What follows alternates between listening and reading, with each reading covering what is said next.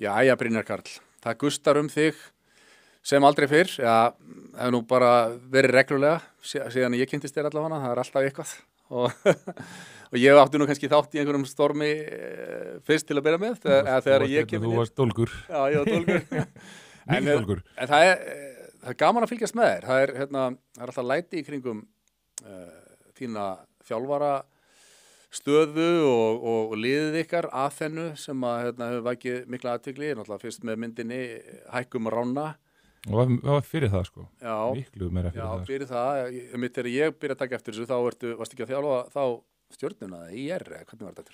Þá var ég, þegar þú varst að níða mig hérna, þá var þetta IR. Alveg rétt, þá var IR. Og þá hélt ég að sko, þú værir... Já, ég miskildi algjörlega konseptið sem var í gangi. Ég las það alveg vitt. Fordóma fullu djöfull. Já. En núna er búið að vera mikið læti bara núna síðustu 2 vikurnar og þú ert sakaður að vera ofbeldisfantur. Ekki í fyrsta skipti. Nei, ekki í fyrsta skipti. Þú hefur nú svarað, tekið eftir því bara nokkuð vel, en það er einhvern veginn, þetta er í svo miklum skotgröfum. Maður sér ekki að þeir sem að gagnrýna þig sjáu eitthvað að sér þó að þú komir með svör á reiðum höndum og þetta er dýpra heldur en kannski bara einhver einn og einn félagsfræðingur sem að þetta er víðtækara. Já sko, þeir eru hættir að þóra að koma fram. En hvað skýrir þetta? Hvaða stríð er í gangi hérna? Sko, forsaga málsins, hún fer alveg 10 ára eftir í tíman. Ok, tökum þetta bara allt saman. Já, sko, ég myndi sennilega bara lýsa þessu þannig að ég er bara svo hver önnur kallremba sem eignast dóttur og svo er það þannig að dóttir mín fer að hafa áhuga á körfubolta og það er kannski eitt skrítið að því að körfubolti var svona stór partur af lífi mínu en á þeim tíma þá var ég eiginlega búin að segja skilið við greinina sko. Ég hef ekki mikinn áhuga á körfubolta svo það komið bara skýrt fram. Okay. Já, ég myndi ekki horfa á einn leik ef ég væri hættur þessu. Já. Og svo er það bara þannig að hún fer að hafa gaman. Ég er mjög gaman í að spila körfubolta. Þú skulum ekki gleyma því þannig. En allt klámið í kringum þetta er bara ekki meira skapi og ég bara nenni sig ekki. Þannig að ég var bara komin út úr þessu og bara komin í bara rekstur í fyrirtækjunum mínum og svona. Og svo ætlar hún að fara að spila körfu og hún er orðin 7-8 ára gömul og þetta er svona mínir fyrirvændi leikmenn sem er að þjálfa og hún elskar þetta og ég fer inn í Stjörnuna og fyrir svona að skoða hvernig umhverfið er og mér fallast bara hendur og kröfurnar og vanvirðingin og bara svona hvernig kúltúrin einhvern veginn tekur stelpum að inni sko því að þarna er ég nýbúin að reka körfubolta akademíu fyrsta sinnar tegundar á Íslandi þar sem að strákar fengu alveg bara bestu aðstæður í heimi og svo fyrir ég að horfa inn í þetta og ég segi eiginlega bara svona ég get eiginlega ekki setið einhvers stað tilbaka þegar ég hef allan kraftinn og þekkingun og allt til þess að búa þetta til fyrir dóttur mína þannig ég ákvað strax að byrja að hafa einhver áhrif á þetta sem var mjög erfitt á þessum tíma sko því að þetta var ekki alveg það sem ég ætlaði mér að gera. En hvað var það sem að þér féllust hendur yfir þegar þú fórst að líta yfir þetta? Bara allt sko, það var bara hvernig er tala við þær, æfingatímar, gæðin á þjálfurum og svo bara svona skilur þú veist þetta. Það er allt bara á allt öðrum standard. Þetta er bara allt öðrum standard og það sem ég átta mig náttúrulega á þarna er að þú veist ég er bara segur sko ég stofnaði körfuboltaakademíu þá var bara fyrir stráka og ég hafði sko bara ekki mikla virðingu fyrir stelpuboltanum og þarna er ég bara að verða eitthvað 30 og ég er svona áttað mig á því og ég til dæmis bara er þeirra skoðunar að við þurfum svolítið að passa upp á það sem okkur er treyst fyrir og ef ég er í körfubolta og en eldri maður og eitthvað svona þá þarf maður að passa upp á umhverfið sitt og það sem maður getur og það er svona ákveðin köllun í því og ég fer hérna bara í einhverja svona ákveðna pælingar og hugsa bara ok, ég ætla bara að byrja að þjálfa þessar stelpur og í raun og veru bara það eina sem að ég tel mig hafa sko, það sem ég er segur að hafa gert er að hafa látið mig detta það í hug að þjálfa stelpur eins og ég hef alltaf þjálfað stráka. Ég veit.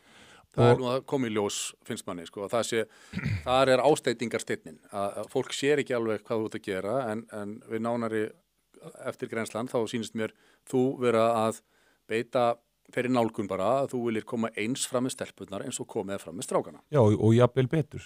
Já. Veist, ég vil jafnvel bara taka þetta skrefi herra vegna þess að fyrir mér er jafnréttis baráttan, sko, hún gengur út á að gefa fólki almennt tækifæri til þess að auka virði sitt, en ekki að jafna leikinn þegar þú ert komið með virðis minni einstaklinga upp á sviði sem er búið að svíkja. Nei, þannig að skiptir þetta svo rosalega miklu máli. Veita öllum jöfn tækifæri en ekki að jafna útkomuna eftir á óháð getu hvers og eins. Já. Og ég held að þau rök haldi miklu meira en vatni, þannig að já, og svo gerist eitt á þessum sama tíma, þá er ég að skoða alls konar, byrja ég að skoða alls konar tölfræði inn í þessum kvennabolta. Og við þurfum ekki að ræða um peningana, við þurfum ekki að ræða um áhörundur, þetta er nokkuð ljóst, limelighted er miklu minna þarna, en ég sá þarna strax eitt sem að mér finnst vera svona, einhver svona fáránlegasta tölfræðin í þessu, og til dæmis í dag, og þeim tíma þá held ég að verið ein stelpa að þjálfa. Í dag er það þannig, það er engin kona að þjálfa í meistaraflokki karla, það er engin kona að þjálfa í meistaraflokki kvenna. Engin meistaraflokki kvenna heldur? Nei, hugsaðu þetta. Og þá fer að hugsa að býtu, hvað er það? Where there is smoke, there is fire. Veist? Þannig að þú þarft aðeins að fara að skoða inn í það. Þannig að það sem ég gerði var það að ég skellti í þjálfaranámskeið sem ég auglisti fyrir stelpur og konur. Og þetta er fyrir 10 árum síðan eða eitthvað svoleiðis, 9 árum síðan, og ég fékk til mín 50 áhugasama stelpur og konur og var svona kannski meira aðeins til þess að ræða við þetta og taka svona púlsinn á þessu. Ég var svo blautur á baku eyrun, ég vissi ekkert út í hvað ég var að fara. Og svo segi ég og ég er að fara að þjálfa þessar stelpur og ég hefði ógeðslega gaman að því að vera þáttakandi því að bakka upp einhver af ykkur sem myndu vilja til dæmis bara þjálfa meistaralið kalla mig. Mér finnst þetta spennandi.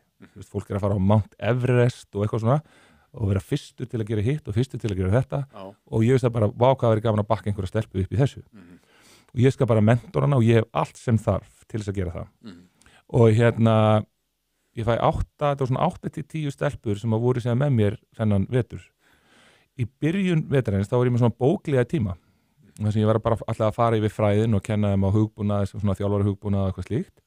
Það voru 6 vikur sem voru bara umsetnar upplifun þeirra vanvirðingu og kynferðislega áreitni og eitthvað svona kjaftaði. Sem að tíminn fór bara í að þær voru að tjá sig þetta. Komst ekkert áfram með þetta. Þetta byrjaði að opna augu mín alveg gríðarlega fyrir bara hvað var í gangi og þú er átt á því að þarna fæ ég lánuð augu dóttur minnar. Og það er svolítið gott á mig vegna þess að ég hef ekkert alltaf verið að pæla að horfa á þetta út frá stelpum og samt er ég þáttakandi í þessu. Þannig ég var sakbitin yfir því. En ég meina fökkir, skilur, þú veist, þetta er bara svona svipað eins og þegar og ég verð að gefa þér kredit fyrir það því að þú lést mig aldeilis heyra það, en svo þegar rökin leikið þarna fyrir, þá snýst þetta ekki um það hvort að fólk fari með rangt máli að gera hluta vitlaust, heldur bara, þú veist, er fólk að kynna sér þetta og ef þú færð einhver rök, þá bara kemur þessu biðstu bara afsökunar og kemur tilbaka og það er góð skapgerð, þú veist, af því að ef við ætlum alltaf að hengja fólk fyrir það að vera með vitlausa skoðanir, þú veist við verðum að geta fengið að gera mistök ef við erum tilbúin til að læra þeim.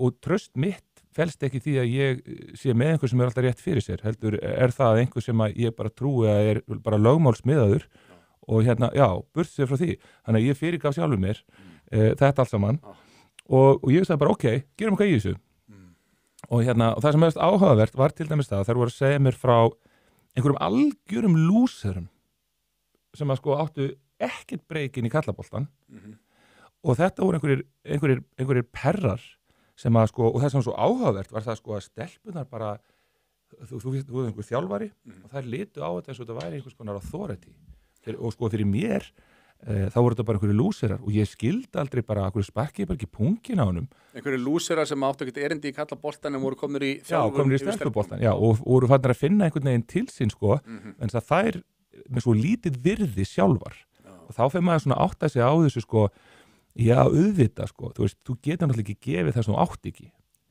og ég fer svona eitthvað að tala við þær þetta byrja, akkur kallið þetta ekki út, akkur færið þið ekki til viðkomandi og þá fer ég að stúdera þetta sem að menn kalla í dag þessi fórnalamsvæðing en sko við þurfum að átta okkur í því að sko ef að stelpunar okkar fá ekki verkfærin, ef þau fá ekki tækifæri til þess að vera sterkar þegar að sko fyrirmyndirna þær eins og til dæmis bara eldri konurnar inn í hreyfingunni hafa aldrei tekið fætin og ég hugsa bara, veistu það dóttir mín ekki að vera partur af þessari helvítis djöfla sýru sko. Og þar ákveð ég hugsa með mér þetta ömurlegt og ég hendi upp 10 ára plani og það sem áhugavert að segja frá því og þetta fyrir sko stelpurnar mínar þetta fyrir dóttur mína og 10 ára plani, hún 8 ára og það 2 mánuðir í það að hún verði 18 ára. Já, fyrir 10 árum síðan þá settur upp 10 ára plan. Já. Og ástæðan fyrir því að því að til dæmis sko mjög fljótlega í þessu ferli að þá það þannig að að sko spjótin fara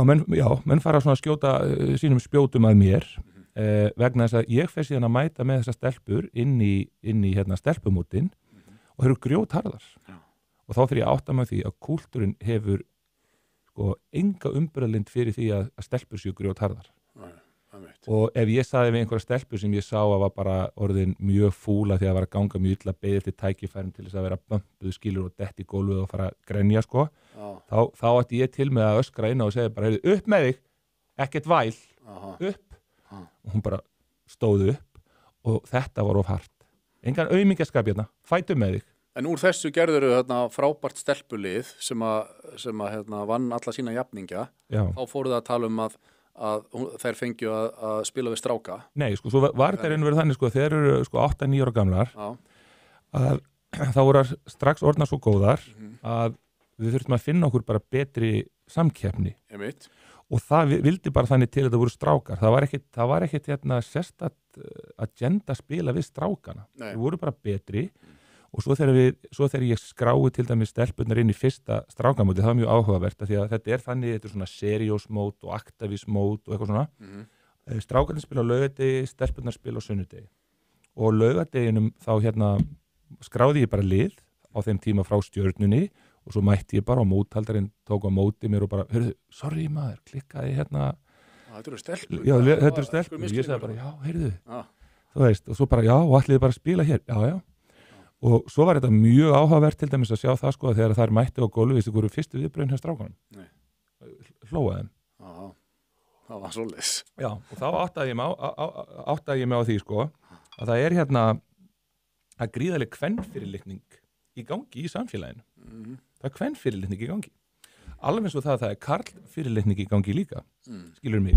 En það þessu bara leveli að, ég skil alveg sko strákar hugsi fyrst byrju stelpur, við erum ekki að fara að spila við stelpur, það er einhvern veginn, ég hugsaði þetta mitt þegar þetta kom fram, ég segi, hvað er þetta eitthvað geðveikur þjálfari, það var heimta stelpurna að fara að spila við stráka og þetta er bara fáránleg hugmynd.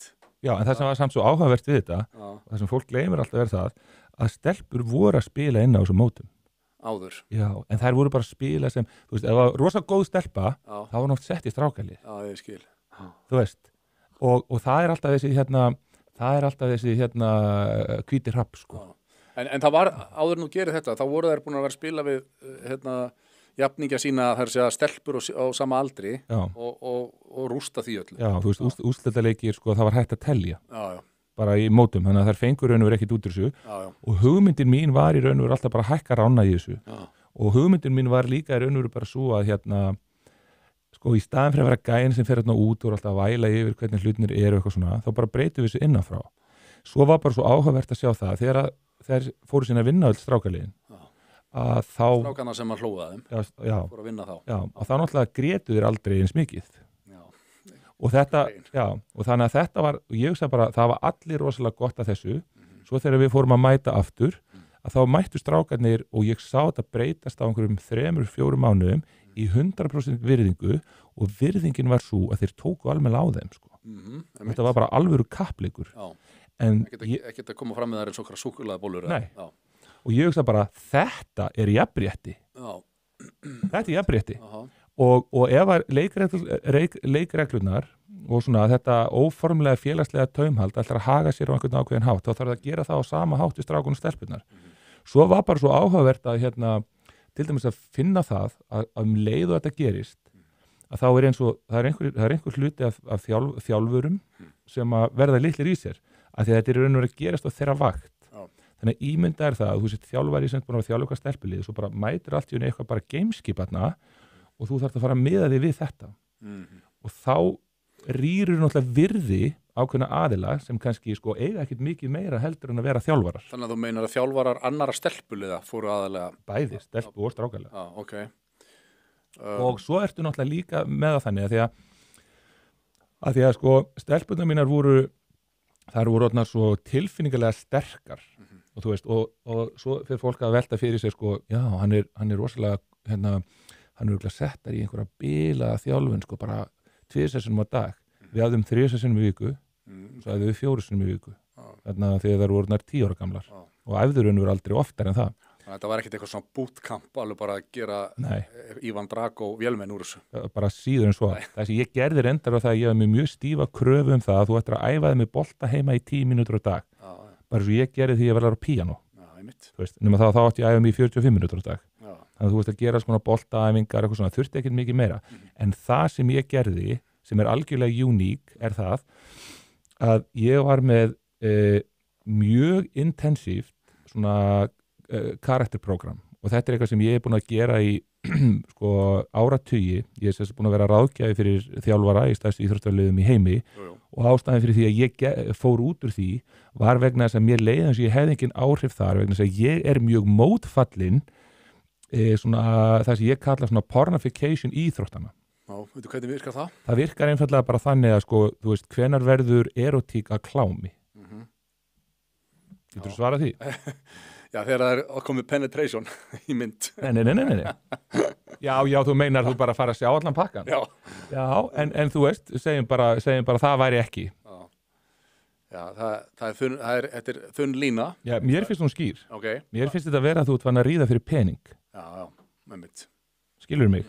Og gildi íþróttana, og ef við skoðum þetta bara aftur í vagga siðmenningar, þú veist, bara borgríki eins og Sparta og Aþena, að þá voru íþróttir og ólympíuleikar stofnaðir, þetta var reyndar ákveðleitu trúarsamkomur, en þetta var líka stofnað út frá því að þetta voru ríki sem þurftu sterka aðila að því að það voru ógnir sem stóða þessum borgríkjum eins og bara óvinaherir og plágur og hungursneið og þetta þurfti að vera töff fólk og íþróttir voru notaðir til þess að efla skapgerð því þú eflir náttúrulega ekkert skapgerðsfólk bara með því að segja, heyrðu, taktu þessa veiru og taklaðu hana þú veist, þannig að og þetta höfum við vitað og við skoðum til dæmis líka bara rýnum inn í sjálfstæðisbaráttu Íslendinga að þá kemur ungmennarhreyfingin og sterk sál í hraustum líkama og allt þetta er rosalega sterkt inn í þetta og ég meina, þú veist, það var gaur sem neitaði að ganga inn undir danska fánanum á einum af fyrstu ólympíuleikunum og það er minnisvarði í ISI það voru góð mótmæli en þegar stelpurnar droppuðu skilur þá voru þar fordandar í íþróttarhefingunni þetta er svo mikið hræstni í þessu öllu saman. En hvernig skapgerðarprógram býrðu þarna til? Já, þetta er í raun og veru bara þannig að það sem ég geri síðan eftir að ég er búin að vera að vinna með þessum ráðgjöfum er það að ég segi bara ég egnaðist mentor úti sem var svona kall sem var sigursælasti þjálfur í sögu bandarísk háskólabolta þú veist, við erum að tala um 1000 lið og meirinn 100 ára gömul saga og ég var mjög upprifin af því hvernig hann í raun og veru setti skapgerðina í fyrsta sæti og svona hvernig hann gerði þetta og ég fór að hugsa það þyrfti að búa til einhvern svona prógram í kringum þetta og þannig að það sem ég er í raun og veru bara að gera er það að ég er að þú veist, vinn rosa mikið með bara hluti eins og bara sjálfsvitund þess að þú bara gerir þig grein fyrir því þú veist, hvaða geðshræringar berjast í brjóstir og taka eftir þeim þegar það kviknar á þeim og geta gert greinamun á milli þeirra. Þú veist, alls konar hluti sem tengjast sjálfstjórnun. Taka eftir tilfinningunum sínum. Geðshræringum. Já, það er einhver mynd, einhver barnamynd núna, og konar 2, hvað heitir það sem að tilfinningar, Já, Inside Out. Inside Out, Já, nákvæmlega. já. Þetta svolítið sáskóli. Já. Ekki? Jú, Já. og þetta svona grunnurinn að þessu öllu saman, þú veist, svo erum við að tala hluti eins og motivation, þú veist, hvað það sem að motivera og svo framvegis. Svo vörðum við, og þetta allt dokumentað. Þetta allt til. Allt sem þú gerðir. Allt og allir þessi fundir og allt þetta. Já. Svo fórum við að vinna með hluti bara eins og siðfræði. Þú veist, hvað rétt og hvað rangt. Bara Aristoteles og gullni meðalvegurinn og ég veit ekki hvað og hvað. Þú varst að taka þetta bara á körfuboltaæfingu? Já, þetta allt til. Já. Og svo í lokin og þú veist, og ekkert í lokin á þessu, heldur bara svona síðasti parturinn af þessu, að það er leiðtogaþjálfun. Og þar voru við til dæmis sko mantran okkar og hefur alltaf verið hjá liðunum mínum sko, hvað er mikilvægur en að fara inn á völlin og standa sig vel. Það koma vel fram með það. Já, það er að fara inn á völlin og gera hinna betri. Já. En það versta sem þú gerir fyrir fólk er að gera eitthvað fyrir það sem á og ætti að gera sjálft. Og það er valdefling. Algjörlega. Skilur mig. Já. Það sem við þurfum að átta okkur á er það að valdeflingalínan, hún er svo ógeðslega þunn og hún liggur á milli sko andvaraleysis og þroskaþjófnaðar. Þannig að við sem foreldrar og við sem þjálfarar, við erum aldrei að ná að hitta, við erum annarkvæmt að gera, þú veist, á sama degi veit ég það að þú með börnin upplifir bara eins og, ég gerir nóg mikið hérna, eða ég þarf nú að styðja aðeins betur við þau. Og þetta er þessi lína sem þú ert að fara allan tíman, svo byrjar viðkomandi að þroskast. Þannig að valdefling dagsins í dag getur mjög auðveldlega orðið þroskaþjófnaður morgundagsins. Já, algjörlega. Þetta er einmitt það sem við foreldrar, mér finnst alltaf eins og þessu nýtt foreldri, en ég kom með strákur minna 8 ára, en maður er alltaf að læra eitthvað meira og meira og það er þetta bara, þú veist eins og svona litli strákurinn að, ég sé alltaf að lyfta honum upp í barnastólinn, þegar hann farin í bíl, í staðan fyrir að leyfa honum að klifra þarna, því ég er alltaf að reyna að flýta mér eitthvað, maður ekki taka af þeim það sem þið geta gert sjálf, til þess að þið þroskist. Og svo gerum við við gerum þetta ofta við stelpunar okkar. Já, einmitt. Þegar þær detta, og þú sér þetta á körfuboltavellinum, þá er ofta hlaupið inn og það er meira verið að til dæmis hlúa að frekjukostunum og öllu þessu sem við erum að taka. En ég ætla bara að bæta við að því að ég var að tala um leiðtogaþjálfuna, þá er þetta til dæmis þannig þegar að krakki kemur inn á æfingu hjá mér að þá er besti leikmaðurinn jafnvel bara frí á þeirri æfingu og hann gerir ekkert annað heldur en að þjálfa. Og það sem var að gerast með þetta lið, og nú ætla ég að segja eitt hérna, mér langar næstu ég bara að horfa í þessa kameru, ég er að tala um þetta að þegar að þessar stelpur voru komnar á þennan stað, þá voru þær farnar að þær voru orðnir betrungar samfélagsins. Þær voru farnar að skilja hluti betur heldur jafnvel foreldrar þeirra. Það var þín tilfinning? Það var galið. Svo til dæmis, ég kendi þeim hérna leið sannleikans eftir Arthur Schopenhauer. Og það var svo fyndið að taka Arthur Schopenhauer því að þú veist, hann er algjör hann er kallgripur svín. Hann hatar kvenfólk. Og ég útskýri það fyrir þeim. Ég sagði, hérna er Arthur Schopenhauer, hann er ekki mikið fyrir kvenfólk. En hvað sagði hann? Og það er alveg, þú veist, okkar hatursmenn, þeir geta alveg sagt eitthvað að viti, Og Arthur segir, fyrst hlær fólk að þér, svo mótmæli fólk hallega, og svo er hlutum tekni sem bara sjálfsögum. Og ég man alltaf eftir því að það var einn stelpa þegar eftir hækkum rána mómenti þar sem það er droppa medaljónum, þá verður allt brjálað. Og þú og fleiri maður alveg bara í mækin og bara mikið dreifærnir út um allt. Og með 12 ára stelpu sem ég hitti, sem það er nýbúið að reka mig sem þjálfara, nota bene, mjög áhugavert, í einhvern ráku mig, en vildu endilega ég held áfram með strákaliðir. Já, ok. En hver var skýringin, af hverju ástu rekin frá IR? Af því að KKÍ voru svo fúlir. Og IR stjórnin þeir þoldi ekki hitan frá Kim Jong-un í KKÍ. Þannig að þess vegna vildu þeir að þú heldur samt áfram með strákana en þeir vildu losna þennan hita sem var að skapast í kringum þína nálgun og kvennabolt. Þetta höfum við séð meira sér síðan eftir að því að þegar IR kemur síðan einu kvennalið upp í úrvasteild þá höfður ekki eins og vita á því að gefa smá launahækkun á stelpuna sem kom því liðið upp. En þetta er galið, þetta er alveg galið. Ég ætla ekki að fara að þangað því að það eru we got bigger fishes to fry hérna Og svo er það sem sagt þannig að ein stelpan kemur til mín og ég var alltaf að lenda í einhverju svona og ég segi bara ég ætla ekki að nefna nafnið hennar núna ég segi bara Gulla, köllum hennar Gulli, ég segi Gulla mín, hvað er að frétta? Og hún segi bara þetta er ömurlegt, foreldrarnir eru allir bara á límingunum og ég sagði við mömmu bara, mamma, skilur þetta ekki, þetta er bara stig 2 hérna eftir að við droppum og allt var brjálað, það er stig 2, það er allt brjálað. Já. Þannig að þær voru hérna átt að segja á því að til þess að við getum gert hérna Schopenhauer stigan. Já, tekið Schopenhauer stigan, þá þurftur að fara í gegnum þetta.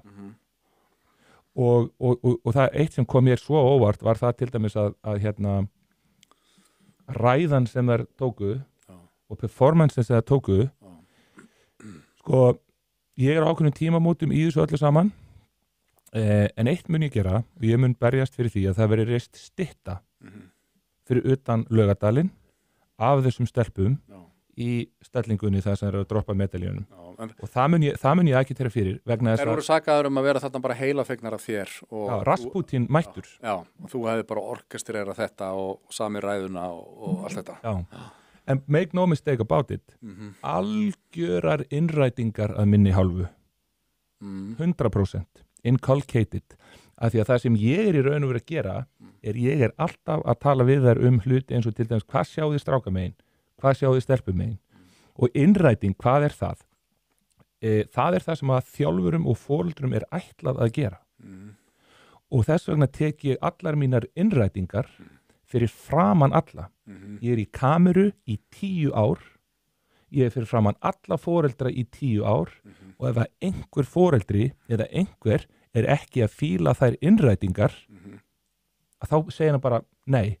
Og alltaf því ég talaði við þær fram að þessum tíma og allir fundaróknir og þessum fundi sem að þær ákveðu til þess að droppa þá voru 2 foreldrar inn á þeim fundi skilurðu mig og hérna og sá fundur var tekin upp og líka og þeir foreldrar hafa verið samþykkir sem voru inn á fundurum já, sko, og svo var þetta náttúrulega bara þannig þetta var ekkit nýtt, þetta átti ekki að koma neinum á óvart ég var til dæmis að sýna þeim hérna, ég man nefnilega eftir því sko að það sem gerist þarna er það er ákveðið moment hjá KKÍ, það sem er haldið hérna, það var haldin hérna, það var ársþing, eða reyndar sem er haldið á 2 ára fresti og þá er þetta þannig að stelpurnar sko voru búin að berjast fyrir því að vilja fá að spila við stráka en sambandi svaraði aldrei af því að sko eins og ég leit alltaf á þetta þá var það aldrei spurning að fá að spila mútið strákunum, þetta var bara spurning svariði stelpunum þannig ég geti sagt þeim af hverju þær með ekki spila af því að við verum að fara eftir reglum og lögum svo þegar þeir fengu aldrei svör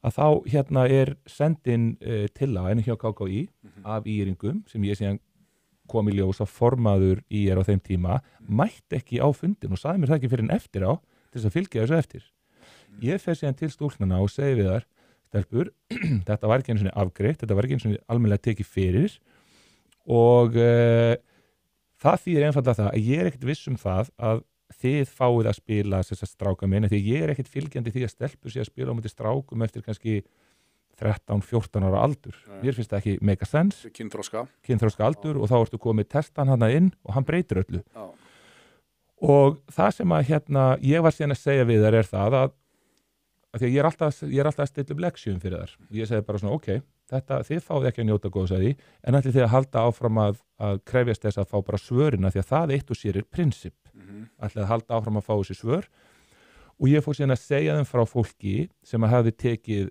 þannig bara enn einn leksjan sem komin inn, ég er alltaf að segja þeim sögur af fólki sem að tók baráttuna og fekk aldrei að njóta góðstæði og ég var að segja þeim sögu af hérna, íslenska glímumanninum sem að neitaði að ganga undir danska fánanum ég var að segja þeim sögu frá Muhammad Ali þegar hann kom heim frá Ólympíuleikunum í gulli og það var ennþá aðskilnaði stefna svartra og hvíta í Bandaríkjunum og allt þetta og hann hendir medalínu og Ohio River og svo sagði ég sögun af Pete Norm sem var gæðin sem bakkaði upp strákana sem tóku Black Panther salute í hérna, Mexico 68 og hann var sem sagt hvítur, stuttið á ástráðin fíluðu það ekki, hann fór heim og var settur út af sakaramentinu og hérna og það var í fleiri ár þar sem var alltaf verið að reyna að fá hann af því að rödd hans heyrðist aldrei meðan að eftir Víetnamstríðið þá voru þessir 2 hérna, bandarækjumenn hildir í raun og veru, þú veist, þegar að hérna, Víetnamstríðið kemur á endan og flower power keyrir allt í gang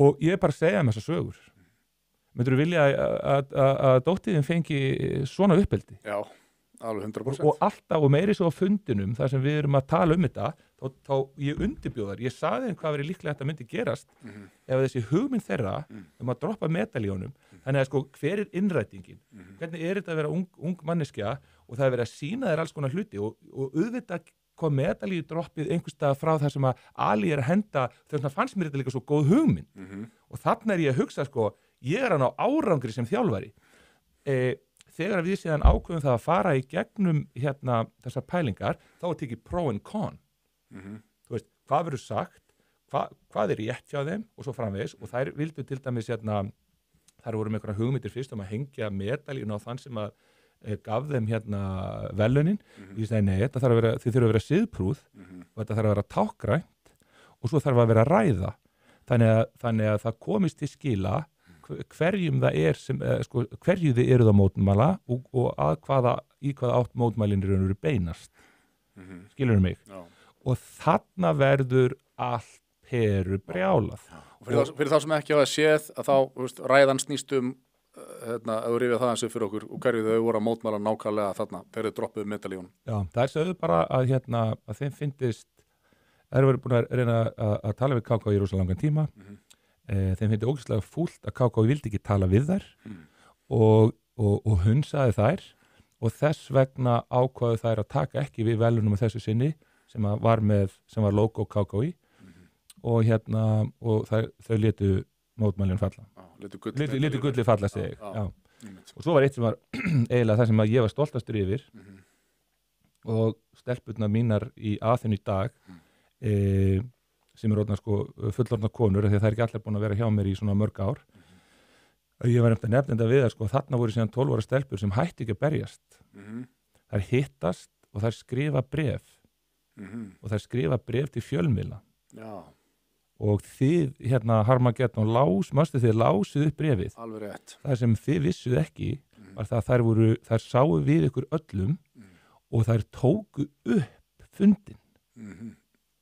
fundin sem er skrifa brefið er orðnar svo klárar þær vita við hvað er að díla þær segja að það mun enginn trú okkur báðu eina mömmuna að taka upp fundin á síman og þú sérð orðaforðan og allt sem er að nota Því að þær voru náttúrulega sakaðar að hafa tekið bara við þessu sem heilafegnar og þær voru að vitna í 12. grein barnasáttmálans og ég veit ekki hvað og svo mætir Sindradóttir hvað heitir hún? Sindradóttir Snærós Sindradóttir til dæmis þáttinn hjá þér og hún var svo mikill rosalegur kvenskörungur þegar hún var yngri sko að hún gæti ekki einsinni leyft þeim að vera sko betrungur heldur en hún var á þessum aldri gæti ekki verið að þær hafi skrifað þetta og svona var orðaðan og veistu það var eins og það væri stungið sko hníf í brjóstið á mér þegar þetta er í gangi og þegar að dóttir mín kemur síðan til mín 12 ára gömul eftir að hún fyrir stjörnuna sem sko, og á þessum tíma hugsaði svo þegar að stelpunar fara allar í stjörnuna þá er stjarnan með annað besta liðið í deildinni þeir voru að setja smá pening í þetta sko og þetta er sennilega þannig að þú þarft að tikka í einhver svona jafnréttisbox til þess að fá styrk frá bænum þetta er svo fyrirmyndafélag ISI þú þarft ekki að veistu hvað þú þarft til þess að vera fyrirmyndafélag hjá ISI þú ert að fylla einhver svona jafnréttisbóta eða nei, þú þarft bara að hafa stefnu einhver alls konar mál þú þarft ekki að fylgja einu eftir já, ég skil þig ef þú ert með stefnuna, hendir henni upp á blað marksvíkur hana, skiptir engu máli Garðabær setur peningin í körfuna alla stelpurnar mínar komaði tilbaka 2 vikum setna þá henda þér kvennaliðinu alveg rétt og þarna fyrir ég að átta mig á því eins og til dæmis foreldrar þeirra stúlkna þegar sem gerist síðan er það að helmingurinn að stelpunum fer í Aþenu og við stofnum Aþenu því að dóttir mín kemur tilbaka eftir að það var búið að vera skammana fyrir að þær voru að öskra á hver aðra og stelpunar komu heim og sögðu bara við vorum ekkert að öskra á hver aðra við vorum bara að peppa okkur í gang þá kemur bara einhver þjálfarinn og segir bara í þessu liði eru allar vinkonur og í þessu liði eru við ekki að öskra á hver aðra þannig að sko Magga Pála kallar þetta bleiku slíkjuna Magga Pála hefur í þann stutta tíma sem ég hef hitt hana sko opnað augu fyrir mín á hátt sem að sko fleiri ættu að átta sig á sko og ég skil hjallastefnun í dag sko. Já. Og en anyway svo þetta bara einfallega þannig að þegar þetta í gangi og kemur dóttir mín tíminn með tárin í augunum og segir bara pabbi ég hættur í körfubolta og ég bara að reyna að peppa hann áfram og fara hann inn í Sádi Arabíu bara stjörnuna þú veist, vertu bara í búrkunni maður og sjáðu svo bara hvað gerist og hún bara, nei, ég bara hættur þessu og svo kemur hann einhvern tíminn og segir bara getum við ekki bara stofnað félag ekkert mál, let's fucking do it Þannig var Aþena til Já. Og Aþena búið að vera keyrð núna á 6 árum og það sem að gerast núna það að því að á öllum þessum tíma að því að þarna voru 2 ár eftir að myndin átt að koma út Já. og ég fór í eitthvað útvarsviðtal á sínu tíma þar sem að í Akraborginni hjá honum Hirti og allt í henni bara Hannes mættur í debatt við mig hann er formaður KKÍ og ég bara einhvern veginn skeit upp á baka því að ég var ekki undir það búin að ég var að díla við einhvern atvinnupólitíkus sem væri bara, og það er það sem ég er átt að mig á inn í þessari sportelítu að þetta eru svo lægri deildar atvinnumenn í íþróttum skilur mig, þetta eru svona menn og Hannes var einmitt að búa sig undir það að fara inn og þing núna þannig að menn gera þetta svolítið þeir æfa sig svolítið í svona möddrestling og einhverju svona dóti áður en fara á stóra sviði sko, áður en eru komnir í mennskuna í Evrópu og það er þetta til dæmis þannig að veitu hvað er ég að tala um ég er hún svo rugglaður í þessu fókusin var á sem sagt já, ég fór í þetta viðtal já. Svo margt ég ætla að segja ég fór í þetta viðtal og ég bara ég bara skeit á bitan og ég sagði bara, vá, ég bara svíki alla þá sem er að bakka mig upp að geta ekki einu sinni farið og verið málsvari fyrir þessa stelpur Hvernig klúraður þessu? Hvernig skilst? Ég man þetta ekki almennilega, sko, þú veist, allt í hennu fór hann bara að tala um það að hann væri hjartveikur og þess vegna hefði hann ekki haft tíma til þess að skoða þetta og mér fannst þetta svo gróft, sko, þannig að ég er búin að reyna að hringja hann í marga mánuði og ég vissi alveg hvað var í gangi og svo var hann að segja að þetta væri bara svo stórt mál hvernig getur þetta verið stórt mál þegar stelpur eru nú þegar að spila þarna inni þú veist, akkur má þá ekki bara mæta allt í hennu stelpumál þannig að, og svo var verið að þæfa allt sko, þú veist, okkur var ekki svarað fyrir eiginlega bara sko kortir í 12 á miðnætti áður en að stelpunar átt að spila í strákamótunum því að það þess að það vildu gera En hefur þetta eitthvað breyst síðan þá? Geta stelpulið núna spila við strákalið í yngri leið sannleikans, hvað gerist? Síðan alltaf í dag er þetta þannig að reglanir er alveg orðin pínku rugluð sko. Ég mæti á þing síðan fyrir 2 árum síðan og þá fáum við landslide kostningu og ég veit ekki alveg akkur það var sko og það var eiginlega í kostningu hvað? Það að stelpur með spila mútið strákum en veistu hvernig þetta er núna? Nú er þetta raun og veru þannig sko að strákarnir með að spila stelpur með það var aldrei mín pæling sko og þú veist En virkar það ekki í báðar áttir? Stelpur með þá spila stráka megin? Nei sko, málið er bara sko, við þurfum að beita líka bara almennri skynsemi og þetta sko að stelpur spili inn í strákamótunum það meikar miklu meira sens vegna þess að þetta er svona eins og hér í 1600 metra hlaupi sko þú veist, við erum bara að fá stelpunar inn til þess að læri allir kúltúrin því að það sem að gerist á stelpunum mínu var það með því að spila múti strákunum ég er alveg ágætist þjálfari sko en besta sem við gerðum var bara að þær fengu viðmiði strákami þú veist, þær voru bara kísur sem heldur að veru hundar eða öfugt þannig að allur svona öll leikfræðin og hvernig maður verið að spila og þær og allt þetta er góttu tengt miklu betur við þetta en núna ertu komin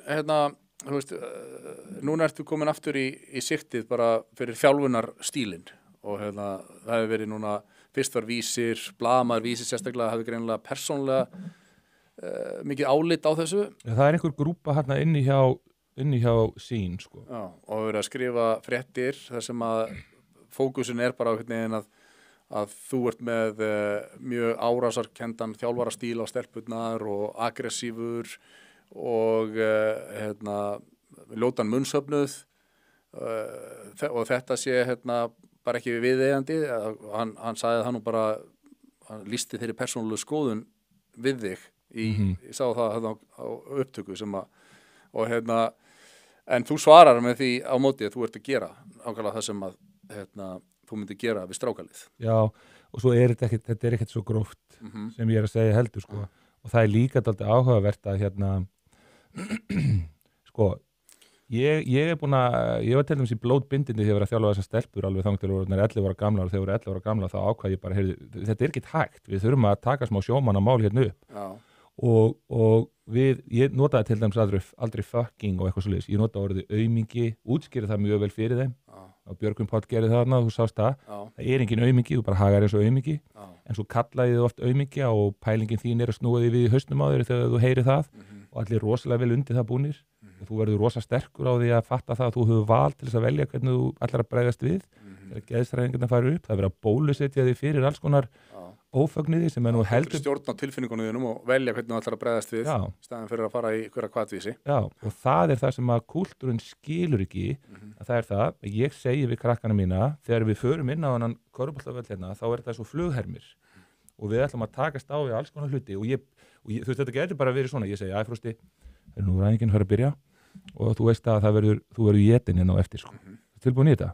Ok, og manstu hvað við töluðum Ok, taktu eftir geðshræringur, ekki reyna að deyfa hana niður, fylgstu með henni og verð alltaf að vinna á mótinni og lefðu hausnum á að rifja þetta upp bara hvað þýðir þetta og alltaf ef ég er að segja eitthvað við þig, reyndu þá alltaf að hlusta á hvað ég er að segja, ekki hvernig ég segja og þetta er ekkert eitthvað non-stop þetta er kannski hérna ein vika á einni önn það sem er að vinna með þetta Svo, þetta gerir það sterkar ert að grínast og það sem hefur gest til dæmis er það að ég er með og ég fullir það dramalausasta stelpukúltúr sem þú sérð og það eru allar mömmurnar sem myndu kvitta undir það þær kom inn og það er vegna að stelpurnar fá til dæmis tækifæri til að fá útrás og ef það verður eitthvað bíf á milli þeirra þá er það bara tekið inn á vellinum þetta er svo rosalega mikilvæga punktur. Við skulum sjá aðeins þetta myndband sem að var sett út af þessum að hún Bjarney Lára Bjarnadóttir var að gagnrýna þig og fyrst er þess að myndbandi sem að hún setur og svo kemur svona meiri skýring á þessu. Við látum þetta rúlla og lefum þess að heitast. Að hljóta ekki tilbaka í sóknina.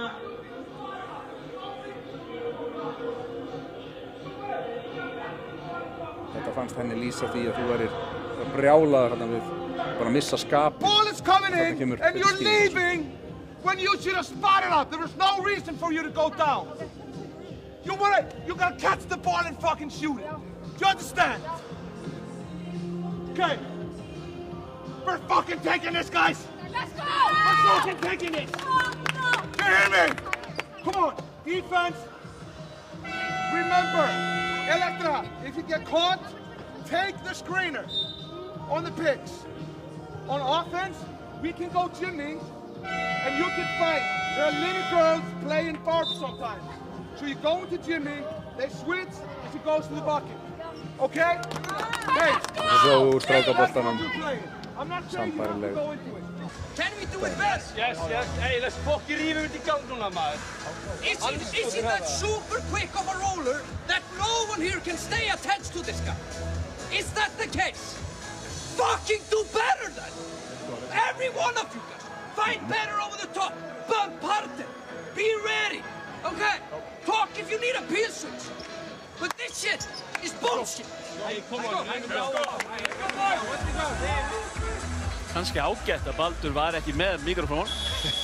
Við erum með ungt fólk sem er að horfa og bara heyrði ekki stakt orð sem Baldur sagði það. Það heyrði varla neitt.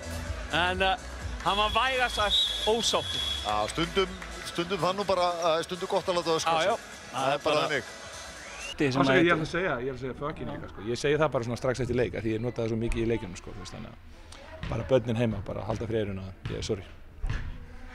Ekkert mál, en það er mitt svona svipað sem þú talar við þínar konur. Lætur þær alltaf heyra það? Hefurðu prófað að beita einhverju annarri aðferð, einhverju svona blíðara? Hvaða hippamussu komment er þetta, skilur?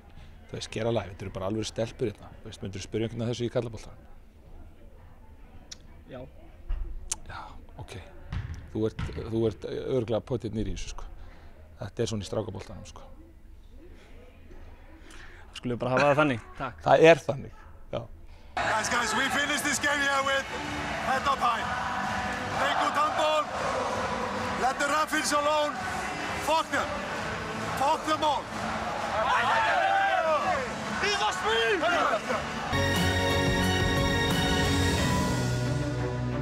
djöfulsins einstaklingsvondag. Það fyrir ekki að ég tala íslensku, við komum bara eins og skítælar í hennar leik. Menn bara fara í eitthvað helvits rugl alltaf, leiðum við erum að ná einhverju forystu og gerum eitthvað mistök. Hundóanægð með varnarleikinn sem var skelfilegur á löngu kom. Aumingjar.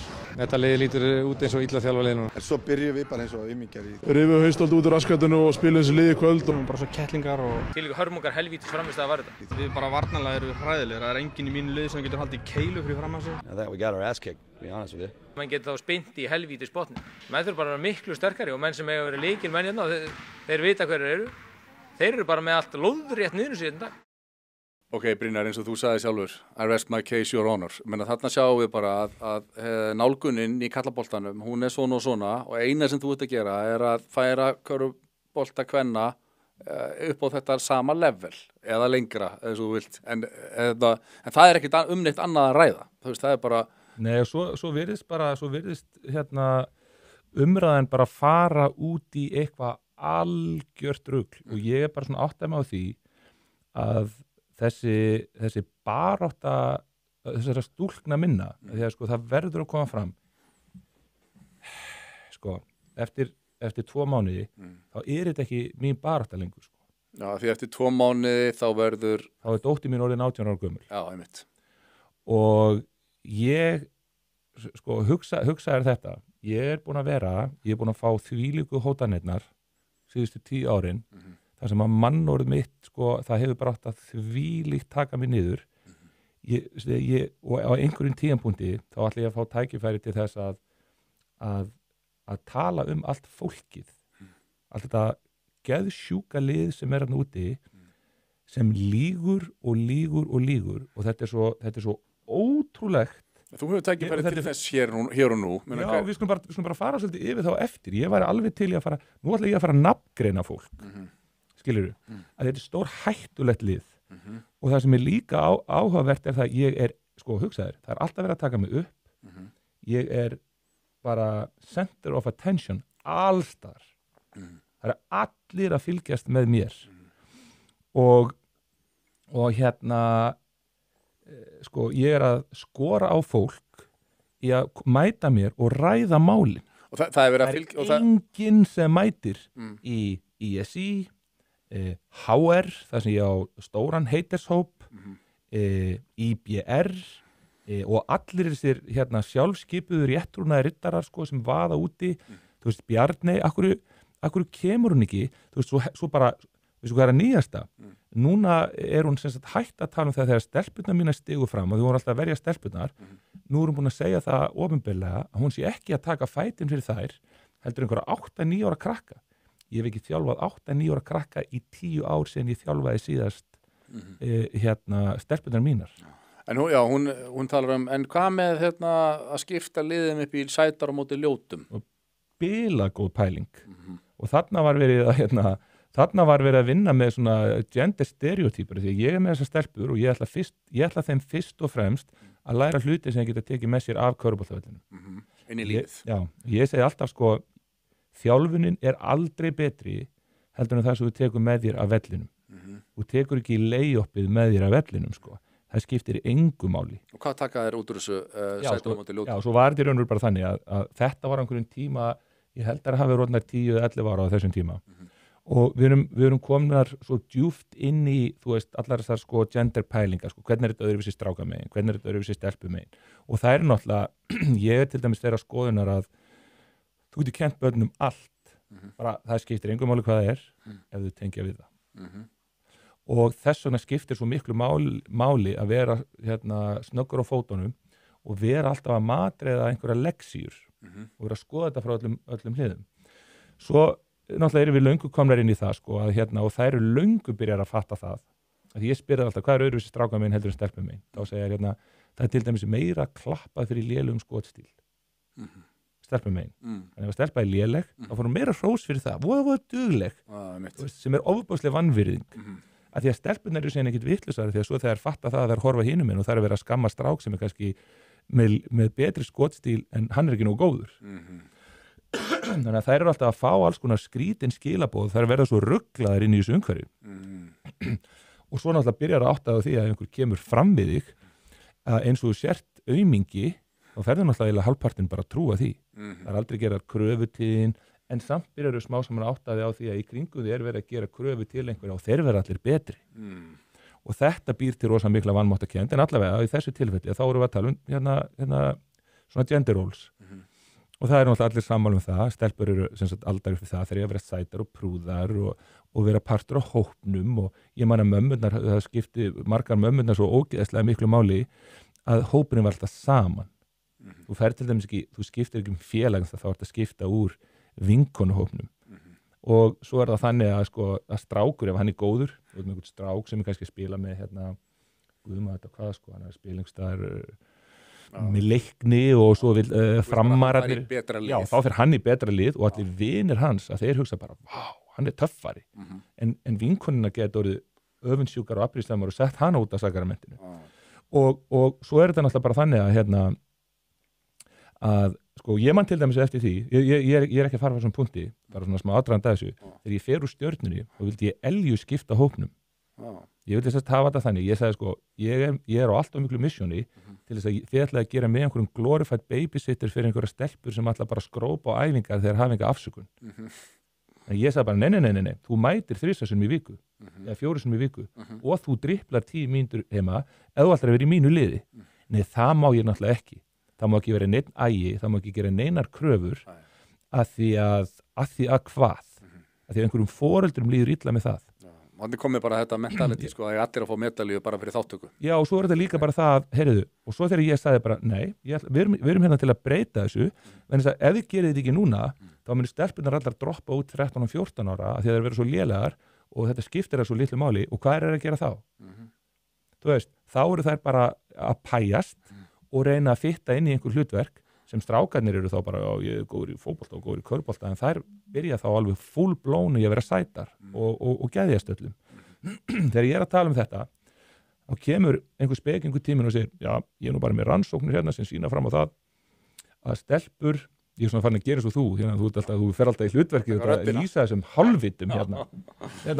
Já, ég er með rannsókn sem sýnir fram á það að stelpur eru í íþróttum miklu meira út af vinkonunum.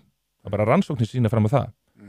Og ég sagði bara, já, það er ekkert skrítið, en er það orsök eða er það afleiðing? Já, og er það líklega til árangurs? Já, og ef þú tekur tækifærin frá stelpunum, ef þú tekur sko góða þjálfun og framtíða möguleika og fyrirmyndir og allt þetta frá stelpunum, ertu þá hissa að vinkonuna skori hátt. En ef þú situr stelpur eins og stelpuna mínar í umhverfi, þar sem er verið að sko búa til framtíð og hérna auka virðið þitt og gera kröfur og þú finnur þú ert að vaksa og finnur þú ert að bæta þig. Hvað gerist þá? Þú veist, þá hætta vinkonunum að skipta máli. Af því að þá ertu fann að gera þetta fyrir sjálfa þig og þetta skilur fólk ekki. Þannig að hérna, anyway, ég er síðan að tala þeir þetta og ég sagði, er ekki áhugavert hvernig þetta er hjá strákunum og stelpunum? Það segja, jú. Og þær eru að ræða þetta. Já, hérna, og ég segi, haldið einhver strákur til dæmis hérna, að því að mantran okkar var taktu pláss, láttu þér heyra óhrætt við að sitta, hérna, óhrætt við að gera mistök og settu þér einn standard. Þetta vita allir foreldrar sem hafa verið hjá mér í 10 ár. Þetta er mantran stelpa megin. Þetta er það sem maður þarf að leggja áherslu á í þessu gender fight, skiluru. Svo þegar að hérna og kannski eina sem að mínir heitir að gera vel. Skiluru, þær eru þó allavega að láta í sér heyra. Þó að sé unethical og þær fá alveg prik fyrir það að stíga það út þó að ég hætti síðan að gefa henn kredit þegar alltaf síðan ekki að mæta mér sko. En þær komast þó allavega þangað og svo er það sem þannig að hérna að ég segi hérna, já, hvað myndi þið segja? Þú veist, ef ég myndi segja við hérna strákana sem ég var að spila með út ljótur, ég var drullu sama. Mástu eftir þessu? Út og ljótur frosti. Bara já, en er ég góður á bassa? Skilurðu, er ég töffarinn, skilurðu? Þú veist, er álitið á mig, ég sé töfka, er ég góður að slást? Er ég góður í hitt og þessu? Þannig ég sagði bara svona já, og hvernig haldið að stelpunum líði hérna, ef það er sagt við það að þær séu lélegar í körfubolta? Og þær fór að hugsa bara, já, margar eru bara drullu sama. Af því að þær eru þarna fyrir vinkonur þeirra. Af því að sko, hvernig koma foreldrarnir fram með þér? Foreldrarnir er aldrei að sjálfa að gera einhverja kröfu. Það segir bara, ok, við skulum bara reyna á þetta. Og svo fór ég sem sagt inn á æfingu og ég sagði við þér, ok, þá hérna, ég fyrir þá bara að kalla ykkur ljótar og við æfum okkur í því. Það er bara, já. Svo fyrstu æfingunni, þá tökum við hérna, þá segja, já, ég ætla að skipta hérna ljótar á móti sætum. Og svo er það allir fyrir fram mig. Og þú voru átt af því, þetta voru enga venjulega stelpur. Þetta eru sömu stelpurnar og ákveða að fara gegn sko ofríki körfuknattleikssambands Íslands. Þetta er eitthvað velnilega stelpur. Þú setur þetta gert og segir bara hérna, já, rannsóknir sína. Þetta er algjör outlier í þýðinu ef þú ætlar að gera einhverja meðaltals rannsókn á einhverjum krökkum og hvernig þeir haga sér og hvað má segja við þau ekki. En hvernig valdur í liðin Ljótar og Sætar? Já, svo byrja ég náttúrulega bara því. Ég byrja náttúrulega bara að taka dóttir mín og setja hana í Ljótar. Og þá fattar náttúrulega aldrei hvað er í gangi. Og svo byrja ég eitthvað svona tína og það var svo mikil kaltæðni og dót í gangi og þetta er til á vídeói sko. Og hérna, og ég passaði mér náttúrulega því að þetta þið tekið upp vegna þess að ég vissi að ég var á gráu svæði og ég í raun og veru að gera þarna ákveðna tilraun, skilurðu. En ég hef bara svo óbúðslega mikla trú á þeim og ég bara veit þetta og þá segja sumir og ég nota alltaf orðið tilraun en það fólk segir, hann er að gera tilraunir á börnum en þegar þú setur síma í hendunar á börnunum þínum, hvað ertu að gera? Ja, þú veist ekkert hvað þú gera. Þú veist ekkert hvað verður úr því. Nei. Og ég er með good intention og ég er bara trú á þessu öllu saman og ég veit að það er verra ef ég ætla ekki að tækla þetta gender fucking kjaftæði þar sem að stelpan mín á að umfram allt að vilja vera sæt. Fuck that. Skilurðu mig? Og að ég sé að taka út sjens á einhverjum stelpum sem ég ber þvílíka virðingu fyrir og geri þetta bara, og ég hef búin að gera þetta svo oft og alltaf því ég gerði alls konar hluti ruslatal, ég veit ekki hvað þær brilluðu, þær fóru alltaf miklu lengra heldur en við heldum og það er líka bara út af mínum fordómum. Þess vegna hef ég svo rosalega mikla trú á krökkum. Herru, svo byrjuðu bara að gera þetta og svo var þetta einhver svona kaltæni og ég sagði bara, já, hvað segir stelpur, hvor er sætari og eitthvað það og þeir pikkuðu þetta upp alveg leið. Svo þegar þetta var búið, þá fóru þeir í sikkvöld lið en það bara, koma Ljótar, tökum þetta. Þetta var geðvik pæling. Sama lið sem er að sko rífa kjaft út af stereotypum og allt þetta er sama liðu og ætlar að fara að batsa mig fyrir þetta. Hvernig ætlar að tækla þetta? Ætlar bara að fræða fólk þetta eða ætlar að tilfinningalega þjálfa fólk upp í þetta? Svo voru þær farnar að segja við mig heyrðu, þegar amma kemur, ertu til að skipta í Ljótar á móti Sætum? Til þess til að stríða ömmu. Af því að þær voru farnar að fatta það að svona gömlu típurnar sko, þær voru farnar að sjá fabrikkið. En er ég að skilja sem sagt að þú ert þarna að kenna þeim í þessu liði, þá er ekki aðal málið að vera sæt og prúð? Nei. Og það skiptir engu máli hver finnst þú vera sætur. Skiptir engu máli eða hverju þú finnst vera ljótur. Það bara skiptir ekki máli. Það er non grata. En eins og nefndir áðan, þú talar bara, helst að fara að nefna ykkur nöfn, þetta eru stanslausar árásir sem að þú og liðið hefur orðið fyrir. Já, sko, það sem er bara algjörlega hreinu, það er það, eins og til dæmis 2019 þegar stelpuna droppuðu og þá voru bara raunveru foreldrarnir sem að stofnuðu að þennu sem sviku ekki þennan hóp. Fattar þau mig? Já. Þá var ég farin að átta mig á því fyrir hvern ég vissi alltaf fyrir hvernig ég var að berjast en þannig var ég bara svona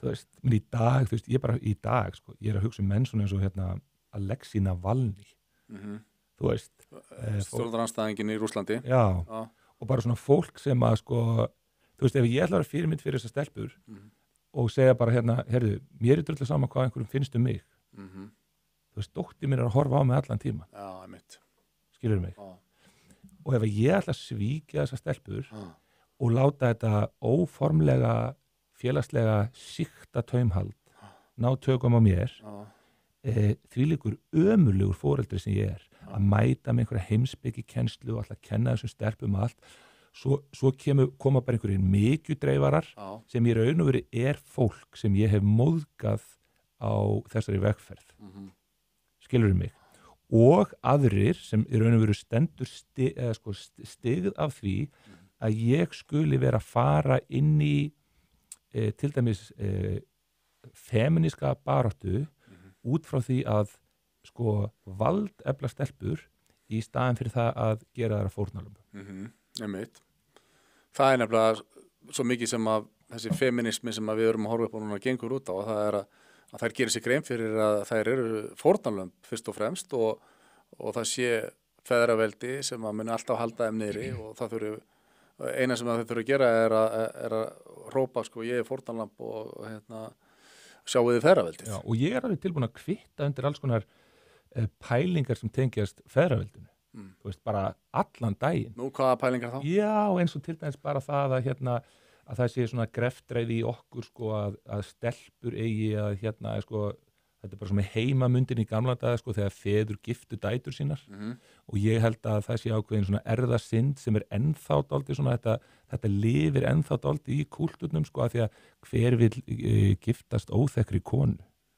Skilur hvað að fara og það er svo stutt síðan ef við komum úr þessum moldakofum og við höfum fengið svo lítinn tíma til þess í raun og vera að processa alla þessa hluti auðvitað er einhvers konar svoleiðis sko, þú veist, það er það fyrsta sem mér dettur alltaf því að tala feðraveldið en málið er raun og bara það eins og ég sé þetta í dag það er ekkert að stoppa konur í dag frá því að giftast hverju sem þeir vilja og þó að sé einhver svona bleik slíkja sem er þarna ennþá eftir sem hugsalega gengur út á það að stelpur þurfa að vera prúða til þess að það er fitti inn og falli inn í krammið, þá er ég alveg tilbúin að kvita undir það. Já, en það er engin faðir eða bróðir eða einhver karlkyns alvaldur í lífi konu sem ákveður allt fyrir hana á Íslandi. Það er ekki, að því að við getum talað feðraveldi sem að konur í Mið-Austurlöndum sko hafa ekkert líf sitt að segja, heldur það allt ákveðið af annarkvort pappanum eða bróðurnum eða en er ekkert slíkt í gangi hér og þetta. Nei,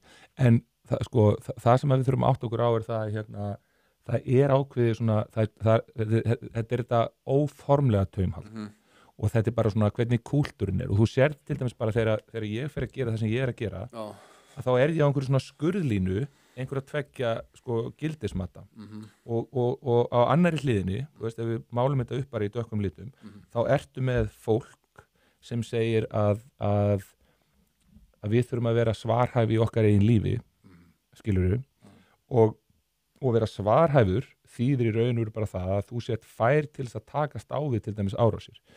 Hugsaði mig hérna til dæmis núna hugsaði ef ég hefði ekki fengið þessa þjálfun sem ég er að gefa stelpunum mínum þá var ég löngu beygður og brotin.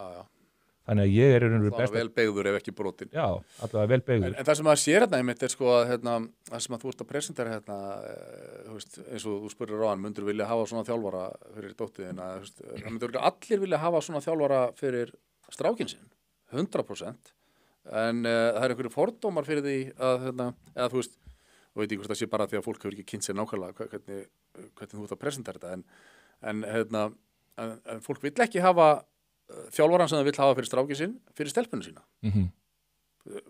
Það er kannski ekki fyrir en það er búið að fá nákvæmlega útskýringu á þessu, en það er einhvern veginn svona fyrirfram að þá er eins og fólk vilji eitthvað allt annað fyrir stelpuna heldur en strákinn. Og það samt erum við að tala að við séum öll að róa að einhverju jafnréttismarkmiði. Þetta er alveg ruglað og það sem ég finnst verst í þessu er það að ástæðan fyrir þetta er svona ruglað er vegna þess að ekkert af þessu fólki sem er hávarast vill mæta í einhverja rökræður. Enginn.